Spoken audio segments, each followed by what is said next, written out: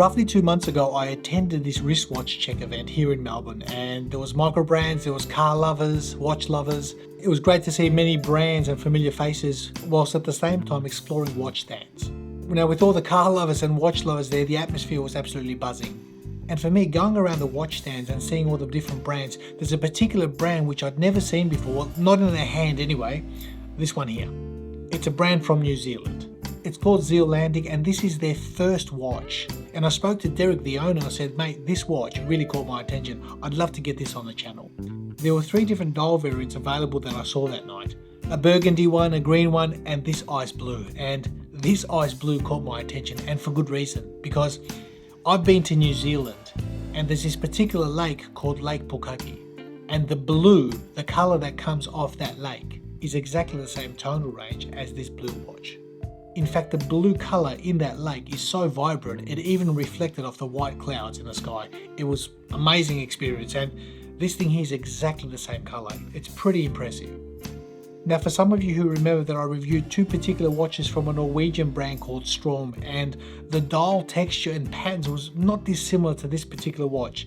The main difference was that the Storm costs a lot more than this. In fact, you could probably buy 2 of these watches for the price of 1 Storm. Maybe 3, because looking at their website, this watch on the bracelet comes in at 849 Australian dollars. That's around 549 USD. And if you look at the top of their website, it says there's 10% off for your first order. So it's even cheaper than that. And for a field style watch that features a fully brushed case and bracelet, I think this is a no-brainer, especially at that price point, all things considered. Because what I've got here in my hands is a very pretty watch, and I was drawn to this instantly. Now, after spending a week on the wrist with this watch, there's about 2 things at best, maybe 3, that I found wrong with it. That's it.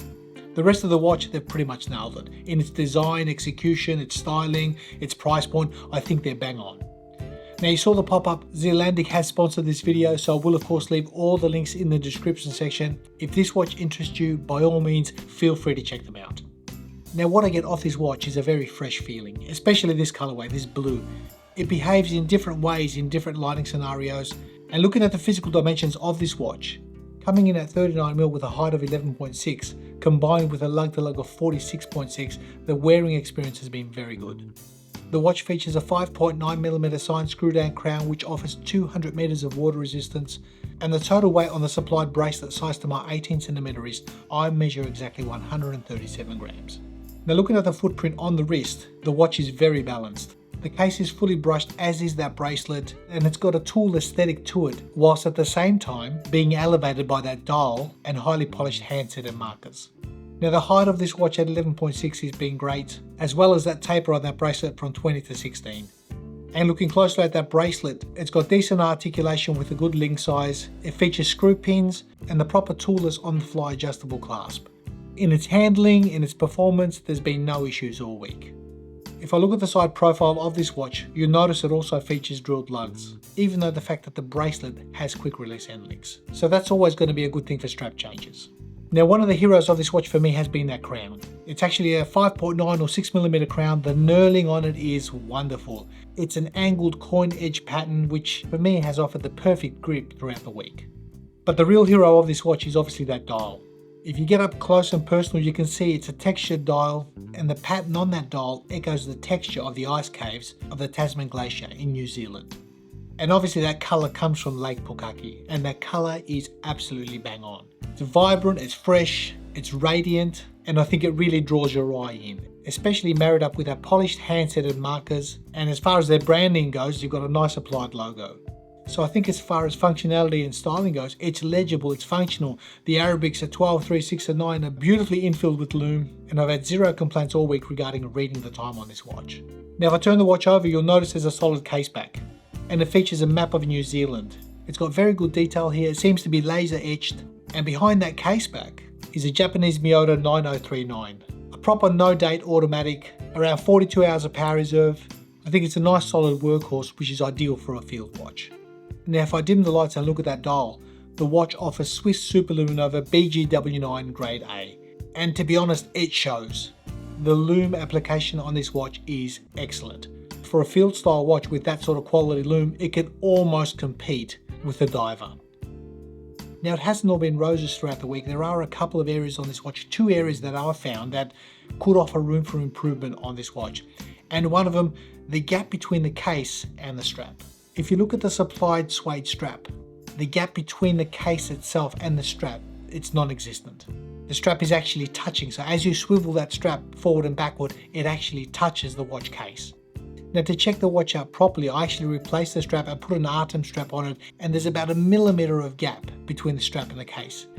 So just bear in mind that the suede strap that's available for this particular watch will touch the case itself when it swivels. So it just means that it will wear out in that particular area over time.